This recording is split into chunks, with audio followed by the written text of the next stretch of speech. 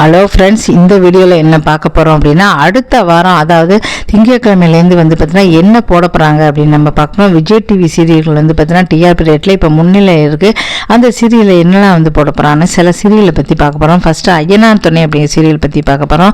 ஐயனார் துணை அப்படிங்கிற சீரியலில் என்ன போடுறாங்க அப்படின்னா, இப்போ வந்து பார்த்திங்கன்னா இப்போ ஏற்கனவே வந்து பார்த்தா சேரன் வந்து சந்தாவை காதலிக்கிறாரு, ஏன் வந்து கல்யாணம் பண்ணக்கூடாது அப்படின்னு சொல்லிட்டு உடனே அவங்கள்ட்ட கேட்குறாங்க. இவனே சோழன் வந்து கேட்குறாங்க, இவரும் வந்து காதலிக்கிறாங்க, ரெண்டு பேரும் கல்யாணத்தை உடனே முடிச்சிடலாமான்னு கேட்குறாரு.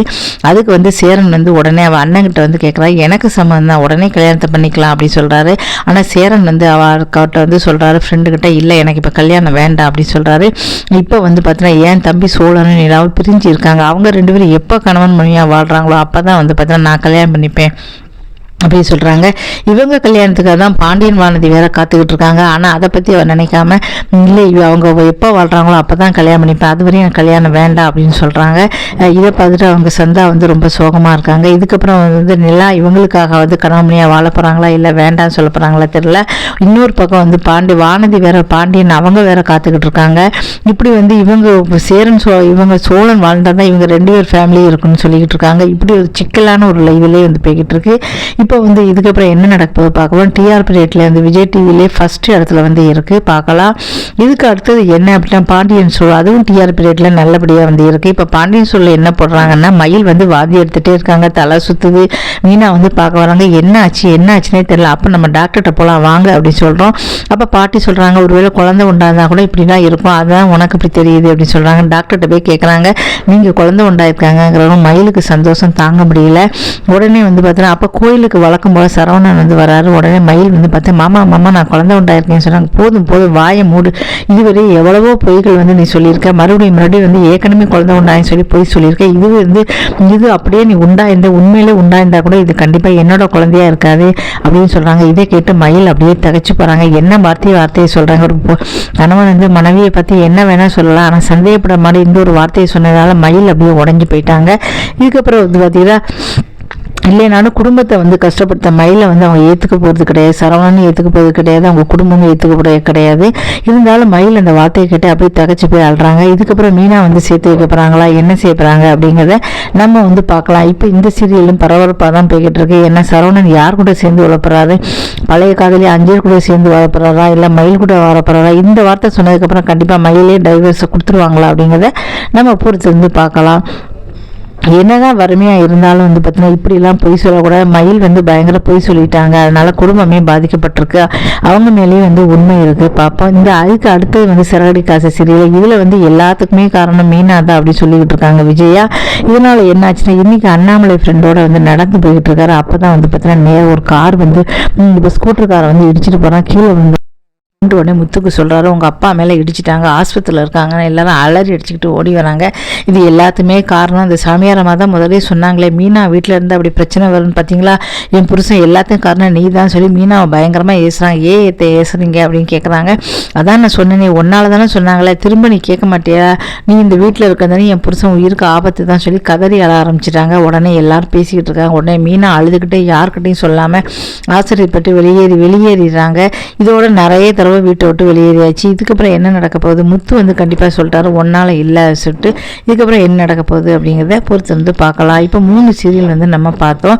3மே டிஆர்பி ரேட்டில் முதல் சீரியல் ஐயனார் துணை முதல் இடத்துல இருக்குது. ரெண்டாவது பாண்டியன் ஸ்டோரில் வந்து பார்த்திங்கன்னா அது இருக்குது. இதுக்கடுத்து சின்ன மருமகள், அதுவும் டிஆர்பி ரேட்டில் இருக்குது. இப்போ வந்து எல்லாருமே பாத யாத்திரை வந்து போய்கிட்டு இருக்காங்க. அப்போ தான் வந்து என்னாச்சு அப்படின்னா, அவள் அப்பாவுக்கு வந்து வாந்தி எடுத்து அவருக்கு உடம்பு சரியாமல் போயிடுச்சு வெயில. இதுக்கடுத்து பாட்டி வந்து மயங்கி விழுந்துட்டாங்க. உடனே பாட்டி மயங்கி விழுந்தோடனே பாட்டியை உட்கார வச்சு தண்ணி கொடுத்து என்னாச்சு அப்படின்னு சொல்லி கொடுக்குறாங்க. அப்போ தான் வந்து பாட்டிக்கு வந்து மயில் மேலே அப்படி முருகர் வர மாதிரி இருக்குது. அதுக்கப்புறம் பாட்டி வந்து எழுந்துடுறாங்க.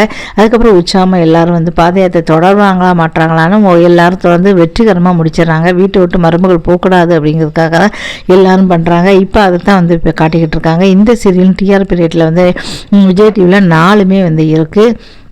இதுக்கு 5வது சீரியல் என்ன பார்க்க போகிறோம்னா கண்மணி அன்புடன் அப்படிங்கிற சொல்ல வந்து பார்க்க போகிறோம். கண்மணி அன்புடன் சொல்ல என்ன போடுறாங்க அப்படின்னா அதில் வந்து பார்த்திங்கன்னா இப்போ வந்து கண்மணி தான் குழந்தை உண்டாயிட்டாலும் அன்பும் கண்மணி சேர்ந்து வாழ ஆரம்பிச்சிட்டாங்க. ஒரு குழந்தை உண்டாயிட்டா சொல்லி உடனே கத்திக்கிட்டு உடனே ஓடி போய் எல்லாருக்குமே சொல்லி ஸ்வீட் வாங்கி கொடுத்துட்டு பண்ணுறாரு. உடனே கண்மணி அங்கேயிருந்து வந்து பார்த்து சொல்கிறாங்க குழந்தைலாம் இல்லைங்க, அதுக்குள்ளேயே அவசரப்பட்டு சொல்கிறீங்கிறாங்க.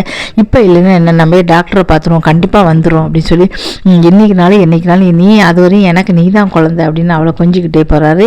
உடனே கண்மணி வந்து சிரிக்கிறாங்க. 2 பேருமே சந்தோஷமாக வாழ ஆரம்பிச்சிட்டாங்க. உண்மையிலே குழந்தை உண்டு இப்போ இல்லைனாலும் அன்பு சொன்ன மாதிரி இதுக்கப்புறம் குழந்தை உண்டாகத்தான் போகிறாங்க. இப்போ இதுக்கப்புறம் என்ன நடக்குது பார்க்கலாம். 5 சீரியல் வந்து பார்த்துருக்கோம். இப்போது இதுக்கு அடுத்து வந்து பார்த்தீங்கன்னா அழகே அழகு அப்படிங்கிற சீரியல் பார்க்க போகிறோம். அது டிஆர்பி ரேட்டில் முன்னிலை இருக்குதுன்னு சொல்லலாம். வேகமாக அந்த சீரியல் வந்து முன்னேறிக்கிட்டு இருக்கு. இந்த சீரியலில் வந்து பார்த்தீங்கன்னா இப்போ எல்லாருமே வந்து மலரை வந்து பயங்கரமாக திட்டுறாங்க. மலரை திட்டினோடனே மலர் வந்து சோகமாக போயிடுறாங்க. உடனே அங்கேருந்து வந்து பாக்கியராஜ் ஃப்ரெண்டு கணவரோட ஃப்ரெண்டு திட்டுறாங்க. மலர் மாதிரி ஒரு பொண்டாட்டி கிடைக்கலாம், நீ எல்லாம் கொடுத்து வச்சிருக்கணும்டா, நீ ஏன் இப்படி பண்ணுற, அவள் எல்லாரும் திட்டுறாங்கன்னா அவளுக்கு சப்போர்ட் பண்ணி நீ பேச மாட்டியா, வாயை மூடிட்டு அந்த இடத்துல நின்றுக்கிட்டு இருக்க, உன் மாமனார் மாமியார் எல்லாருமே திட்டுறாங்கன்னு வாயை மூடிட்டு இருக்க, அவள் மாதிரி பொண்டாட்டிலாம் கிடைக்குமா அப்படிங்கிறாங்க. உடனே வீட்டில் வந்து மலர்னு கூப்பிட்றா, மூஞ்சி திருப்பிட்டு போயிடுறாங்க. நான் சொல்கிறத கீழுங்கிறாங்க. ஆனால் அவங்க வந்து காது கொடுத்து கேட்கவே இல்லை. எவ்வளோ அருமையான பொண்டாட்டி இப்படி வந்து சரி அப்படின்னு சொல்கிறாரு. இதுக்கப்புறம் என்ன நடக்க போகுது பார்க்கலாம். இந்த வீடியோ பிடிச்ச மறக்காம சேனலை சப்ஸ்கிரைப் பண்ணி நன்றி வணக்கம். மகாநதி அப்படிங்கிற சீரியலில் என்ன போட போகிறாங்க பார்க்க போகிறோம். அதில் வந்து விஜய் வந்து தாத்தா வந்து சொல்லிட்டாரு, உண்மையை இப்போ தான் சொல்லிட்டாரு, காவேரி உயிரோடு தான் இருக்கா, நாங்கள் தான் வந்து நினைவில்லை அப்படிங்கிறதுக்காக குழந்தைய வந்து வாங்கிக்கிட்டு அவளை அனுப்பி சொல்லிட்டோம் அப்படின்னு சொல்கிறாங்க. இதை கேட்டு விஜய் வந்து சொல்லிட்டாரு, எவ்வளோ பெரிய கொடுமையை வந்து நீங்கள் செஞ்சுருக்கீங்க, எங்கிட்டேருந்து வந்து காவேரி பிரிச்சிருக்கீங்க, அதுவும் இல்லாமல் என்னோட குழந்தை எப்போ பாரு அம்மா அம்மா கேட்டுட்டு இருக்கு, இந்த குழந்தைகிட்டேருந்து ஒரு அம்மாவை நீங்கள் வந்து பிரிச்சிட்றீங்களா, அதனால் இந்த ஜென்மத்தில் வந்து பார்த்தீங்கன்னா உங்களையும் சரி சித்தி சித்தப்பா சரி மன்னிக்கவே மாட்டேன் அப்படின்னு சொல்லிட்டு போயிடுறாங்க. அதுக்கப்புறம் நேரம் வந்து காவேரி வந்து இன்றைக்கி வரலப்பா, எனக்கு ஸ்கூலுக்கு போகவே டீச்சர் வரல, பிடிக்கவே இல்லைப்பா அப்படின்னு பிள்ளைய சொல்லுது. இன்றைக்கி வராமல் இருப்பாங்க, ஆனால் நாளைக்கு வந்து உங்கள் டீச்சர் வந்துடுவாங்க, நீ சந்தோஷமா இரு அப்படின்னு சொல்கிறாங்க. அதுக்கப்புறம் நேராக காவேரி வீட்டு வாசலில் காத்துக்கிட்டு இருக்காரு. ஒரு ஆட்டோ வந்து இறங்குது, அதில் வந்து காவேரி இறங்குறாங்க. இதை பார்த்துட்டு 5 வருஷம் ஆச்சு காவேரியை பார்த்து அப்படின்ட்டு கண்ணில் கண்ணீர் வலியுது. அதே சமயம் அவங்களுக்கு பின்னால் காவேரியோட அம்மாவும் இறங்கிட்டாங்க. இப்போ காவேரி தான் இவங்க அப்படின்னு சொல்லி விஜய்க்கு வந்து கன்ஃபார்ம் ஆயிடுச்சு. இதுக்கப்புறம் வந்து பேசி புரிய வச்சு இவங்க வந்து 2 பேரும் ஒன்று சேருவாங்களா மாட்டாங்களா. இப்போ வந்து ஒருவேளை விஜய்கிட்ட வந்து உண்மையை சொல்லியிருந்தா கண்டிப்பாக ஏற்றிருப்பார். விஜய் வந்து சொல்லியிருப்பார், இந்த மாதிரி நான் தான் உன் கணவர் அப்படின்னு சொல்லி. இங்கேயே அந்த குழந்தைக்கு ஒரு அம்மா கிடச்சிருக்கும், கூடவே இருந்து நினைவு வந்து அவருக்கு இருக்கிற வசதிக்கு வெளிநாட்டில் கூட வைத்தியம் பார்த்து காவேரிக்கு வந்து நினைவு வந்து திரும்பி இருக்கும். இப்போ வந்து பார்த்தீங்கன்னா இவங்க வந்து பெரிய அளவில் வைத்தியம் பண்ணால் தான் நினைவு திரும்பல. இதுக்கப்புறம் கண்டிப்பாக வந்து வெளிநாடு கூட்டு போய் நினைவு திரும்பி இப்போ வந்து நல்லா இருக்க போகிறாங்க. ஆனால் தாத்தாவும் சித்தி சித்தப்பா நான் மன்னிக்கவே மாட்டேன்னு சொல்லிட்டாரு. என்ன நடக்க போகுது அப்படிங்கிறத பார்க்கலாம்.